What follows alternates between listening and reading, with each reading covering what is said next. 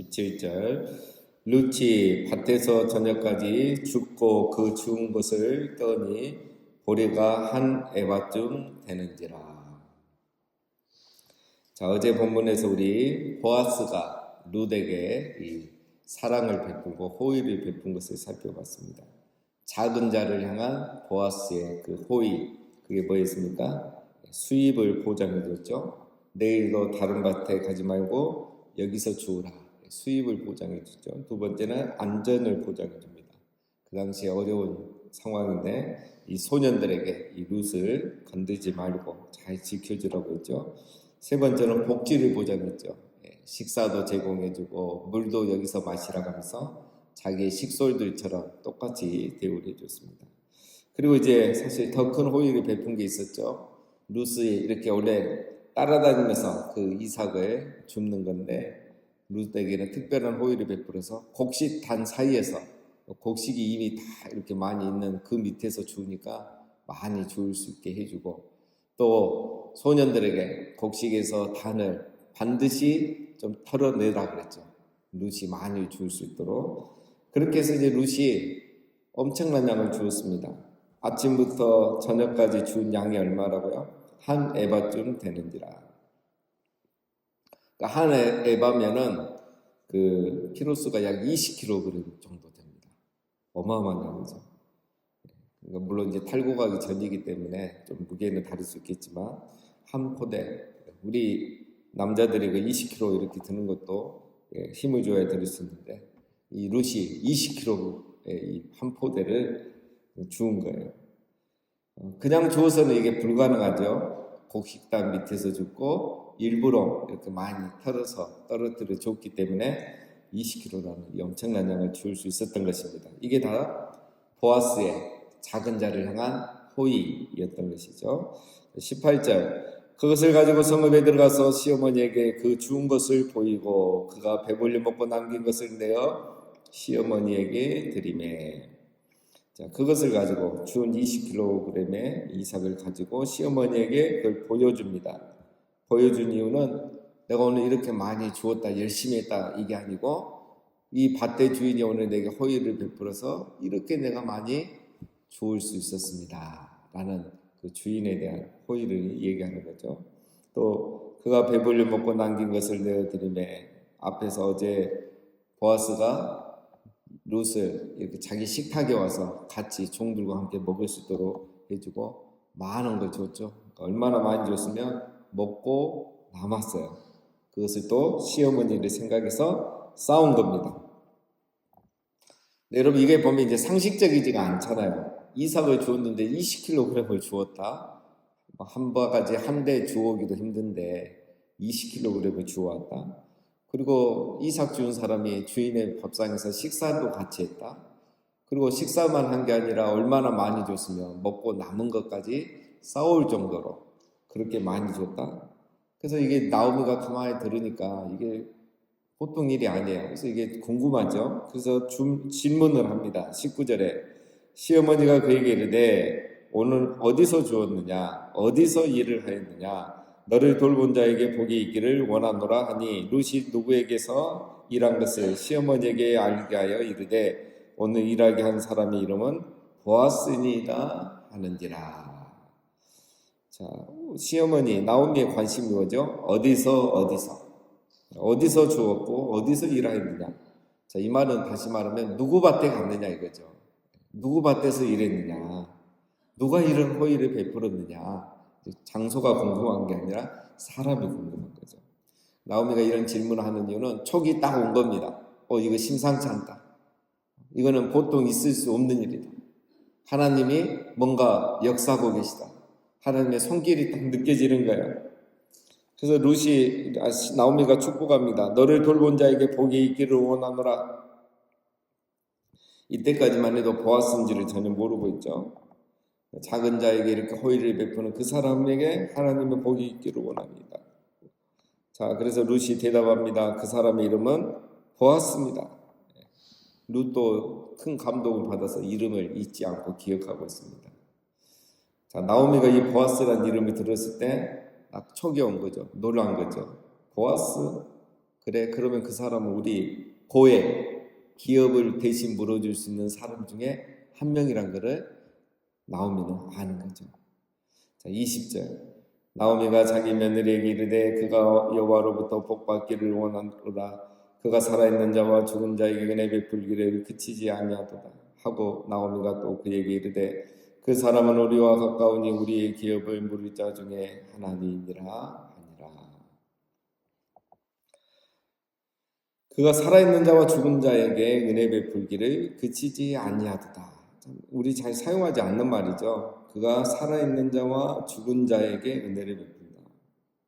그러니까 보아스가 사실 은혜를 베푼 사람은 누굽니까? 룻이죠. 나오미죠. 그런데 나오미하고 룻에게 은혜를 베푼 것이 죽은 엘리멜렉에게 은혜를 베푼 것과 같다. 이런 생각을 이제 그럼 나오미가 말을 하는 겁니다. 그러니까 자기 자신과 또 이 며느리 룻을 왜 이렇게 잘해주느냐 하면 죽은 자기 남편 때문에 이렇게 잘해준다는 거죠. 그리고 그 아들 때문에. 자, 그래서 여기 보면은 살아있는 자와 죽은 자를 돌본단 말이 살아있는 자들을 잘 돌보는 것이 곧 죽은 자들을 위한 것이고 죽은 자들을 위하는 것이 곧 살아있는 자들을 돌보는 것임을 보여주는 거죠. 이게 이제 우리가 이제 잘 못하는 것 중에 하나죠. 우리는 그 죽은 사람을 굉장히 기리고 또 기억하고 뭐 이런 걸 뭐 기념관도 만들고 그 어떤 기념할 만한 것들을 많이 만드는데 사실은 오늘 이제 보아스나 나오미의 말을 보면은 뭐죠? 정말 죽은 자들, 정말 우리의 믿음, 우리로 말하면 믿음의 그 선배님들, 정말 우리가 꼭 기억해야 되는 분들, 그런 분들에게 잘하는 것이 보다 그들의 자손들에게, 그들의 후손들에게, 즉 살아있는 그들의 자녀들에게, 후손들에게 잘해주는 것이 곧 그들을 기리는 진정한 것이다라는 것이죠. 그런 생각을 이제 나오미가 이렇게 말을 하는 겁니다. 그러면서 이제 나오미가 본격적으로 말하죠. 그 사람은 우리와 가까우니 우리 기업을 모를 자 중에 하나이니라. 보아스는 그냥 우리 친척일 뿐만 아니라 우리 기업을 물어준, 루키 이건 잘 아는 내용이죠. 대신 우리의 가문을 이어줘서 우리의 그 기업을, 땅을 지켜줄 수 있는 사람 중에 하나라는 것을 이제 나오미는 알고 있는 것입니다. 그러니까 이제 룻이 이 이야기를 들었을 때, 그래서 보아스가 나에게 이렇게 잘해주는 것이었구나 라는 것도 이제 알게 된 것이죠. 여기까지만 이제 우리가 스토리를 한번 생각해 보면 이 나오미가 룻이 보아스라는 이 이름을 말했을 때 여러분 뭘 느꼈겠습니까? 이거 이상하다.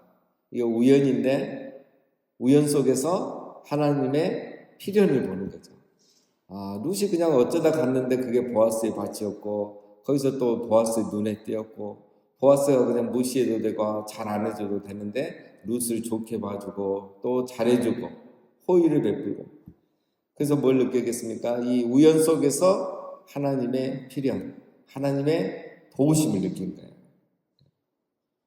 하나님이 우리를 버리지 아니했구나. 하나님이 우리 가정을 버리지 아니했고 우리를 버리지 아니했구나. 이거를 나오미가 느끼게 된 거죠. 그러면서 뭐겠습니까? 우리가 이렇게 큰 호의를 받고 큰 은혜를 받았다는 것은 하나님이 여전히 우리 가정을 돌보고 계시구나. 이걸 느낀 거죠. 그러면서 이 하나님의 은혜를 알게 되고 깨닫게 되면 그 다음에 우리 안에 일어나는 게 뭡니까? 기대와 소망이죠. 하나님이 우리를 이렇게 돌보시면 그 다음에 하나님 우리를 어떻게 인도하실까? 이 기대와 소망이 일어나는 거예요. 그래서 이제 내일 본문에 보면 이제 그런 내용이 나옵니다. 우리 내일도 그쪽으로 가서 이제 그 다음에 이제 이 보아스와 결혼할 수 있는 그런 안내를 나오미가 해주는 거죠. 딱 보니까 하나님이 보아스를 통해서 우리 가정을 회복시키겠구나. 이런 기대와 소망까지 일어나는 겁니다. 그래서 우리가 우연 속에서 그냥 지나가는 삶 속에서 하나님의 그 필연과 같은 우연처럼 보이지만 필연과 같은 하나님의 손길을 느끼는 게 중요한 겁니다. 거기서 하나님의 은혜를 발견하고 하나님 은혜를 찾으면 그 다음에 하나님이 우리를 향한 향해서 하실 일, 기대와 소망이 일어나는 거죠. 자, 그렇게 해서 룻기는 이제 이렇게 이야기가 진행이 되는 겁니다. 자, 21절 모압 여인 룻이 이르되 그가 내게 또 이르기를 내 추수를 다 마치기까지 너는 내 소년들에게 가까이 있으라 하더이다 하니 나오미가 며느리 룻에게 이르되 내 딸아 너는 그의 소년들과 함께 나가고 다른 밭에서 사람을 만나지 아니하는 것이 좋으니라 하는지라. 바로 나오죠. 룻은 보아스가 자기의 고유 중 한 명이라는 것을 이제 하니까 하나 더 얘기합니다. 어머니 보아스가 주인이 내일도 여기 와서 주우라 했고 계속 여기서 추수를 마칠 때까지 이 밭에 와서 주우라고 했습니다. 이렇게 큰 호의를 베풀어 줬습니다. 원래 이렇게 할 수 없거든요. 이삭을 줍는 사람은 종이 아니고 정규직이 아니잖아요. 그냥 가서 허락받고 그날 죽고 허락 안 해주면 또 딴 데 가야 되고 허락 못 받으면 그날은 이삭도 줍지 못하고 돌아야 되는 게 이 상황인데 보아스가 내일도 오라고 추수 끝날 때까지 여기서 주라고 했다는 거예요. 엄청난 호의죠. 이거는 고해이기 때문에 허락해 준 거죠. 그래서 나오미가 그래 그러면 절대 딴 데 가지 말고 내일도 추수 끝날 때까지 그 밭에 가라 이렇게 얘기합니다. 자, 그래서 23절 마지막 이에 룻이 보아스의 소녀들에게 가까이 있어서 보리 추수와 밀 추수를 마치기까지 이삭을 주우며 그의 시어머니와 함께 거주하니라. 보리와 밀 추수를 마칠 때까지. 그러니까 이 보리 추수하고 밀 추수하니까 한 두세 달 걸린다는 거예요. 이 두세 달을 그 보아스의 밭에서 계속 하게 된 겁니다. 이 이삭을 줄 수 있는 거죠. 그러니까 이 나오미 가정은 룻은 이 추수 기간 동안 이 세 달 동안은 먹을 거 걱정 없이 이제 잘 산 거예요. 그러니까 문제가 없죠. 그런데 이 추수가 끝나면 그 다음에 이제 또 먹을 게 없잖아요. 사는 게 힘들잖아요. 그래서 이제 나오미가 룻을 보아스에게 보내서 보아스가 결혼할 의사가 있는지 묻는 게 이제 3장에서 나오는 겁니다. 자, 오늘 여기까지 이제 우리가 정리하면 일단 어제 룻이 보아스에게 하는 말, 내가 하녀 중에 하나 같지도 않은데 왜 나에게 이렇게 잘해 주십니까? 라는 질문을 보면 처음에 베들레헴에 왔을 때는 나오미와 룻이 만만치 않았다는 것, 사는 게 쉽지 않고 굉장히 힘들었을 거라는 것을 우리가 알 수가 있고, 자, 그런데 이 보아스의 룻의 밭에 가서 룻이 이삭을 줍는 순간부터는 하나님의 은혜가 베풀어지는 거죠. 보아스를 통해서 이 특별한 호의를 받으면서 일단 두세 달은 배고프지 아니하고 이렇게 충분히 살 수 있는 은혜를 드린 겁니다. 자, 여기서 우리가 먼저 이 정도에서 정리하고 적용하면, 자, 나오미와 룻이 어쨌든 다시 베들레헴으로 돌아왔잖아요. 그 돌아오는 게 쉽지는 않죠. 그 자존심과 상처, 아픔, 부끄러움, 두려움, 그게 쉽지 않은 겁니다. 근데 모든 걸 다 내려놓고 어쨌든 다시 돌아온 거예요.